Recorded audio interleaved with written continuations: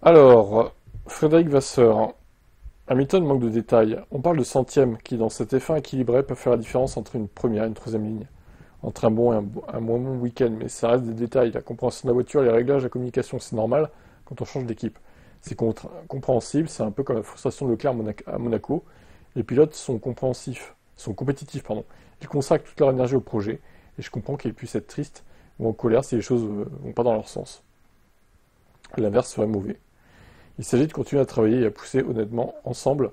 La collaboration est bonne. On apprend davantage dans les moments difficiles. On en ressort plus fort.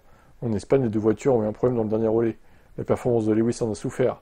En repensant à Monaco, sa deuxième ligne nous aurait permis d'adopter une stratégie différente. Puis il y a eu cette foutue pénalité. Eh oui, pas mérité, hein, les 3 places de pénat, franchement, pas mérité. Quand je vois que l'autre percute des gens en piste, là, franchement, il mériterait 3 places de pénat au Canada pour avoir fait ça aussi, hein. C'est bien plus dangereux ce qu'a fait Verstappen que ce qu'a fait Hamilton, hein. Malentendu dû à un problème de GPS, nous avons perdu le signal de Verstappen, a souligné Adami. La première question est à se poser est de savoir si où nous pouvons nous améliorer et quelles sont les attentes de Lewis en termes d'information. La radio de l'équipe ne me fait pas peur. Certaines réactions surviennent quand on roule à 300 à l'heure entre les murs. L'important est que le dialogue avant et après soit constructif. Je vous assure, il n'y a pas de guerre.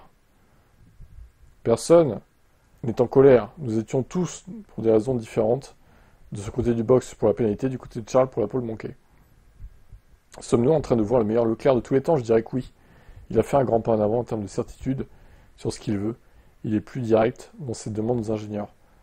Nous avons 2 pilotes de haut niveau. Il n'y a pas besoin de leader. Je pense que si Leclerc a progressé, c'est aussi parce que Lewis l'a poussé à le faire. D'autre part, Charles aide son coéquipier à comprendre l'équipe et la voiture. Ils travaillent bien ensemble. Je ne demande pas qu'on soit meilleurs amis. Il est amoureux de Ferrari, sa carrière est monotone depuis l'académie et ses débuts en GP3. Il est attaché à l'entreprise et à l'équipe. Il ne cherche pas un meilleur volant, mais fait partie du projet de cette famille Ferrari. Et je le respecte beaucoup pour cela. Leclerc, est-ce qu'il finira sa carrière chez Ferrari? On peut se poser la question, franchement. Moi, je le vois pas ailleurs. C'est con à dire, mais je le vois pas ailleurs que chez Ferrari, quoi, en fait. Où est-ce qu'il pourrait ailleurs, Leclerc? Ça serait bizarre de le voir ailleurs que chez Ferrari, quand même. Alors, certes, au début, il était chez Sauber, mais ça fait depuis 2019 qu'il est chez Ferrari. Vous vous rendez compte? Ça fait longtemps, quand même. Belle interview de Vasseur, en tout cas. On espère que Lewis arrivera à régler ses soucis et à s'adapter.